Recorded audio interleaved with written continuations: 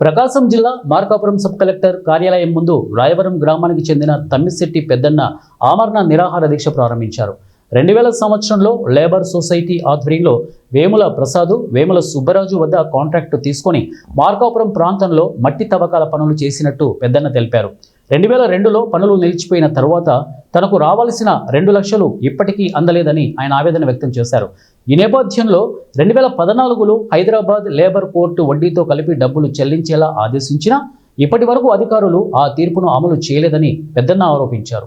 2 సంవత్సరాలుగా మార్కాపురం తహసీల్దార్ కార్యాలయం చుట్టూ తిరుగుతున్నా ఎవరు న్యాయం చేయలేదు అని ఆయన మీడియా ముందు వాపోయారు. తన భార్యతో కలిసి స్వాతంత్ర సమరయోధుల చిత్రపటాలతో సబ్ కలెక్టర్ కార్యాలయం ముందు నిరాహార దీక్షకు దిగినట్లు తెలిపారు. ఇప్పటికైనా అధికారులు న్యాయం చేయాలి, లేకపోతే ప్రాణాలు అర్పించేందుకు వెనకాడను అని పెద్దన్న స్పష్టం చేశారు.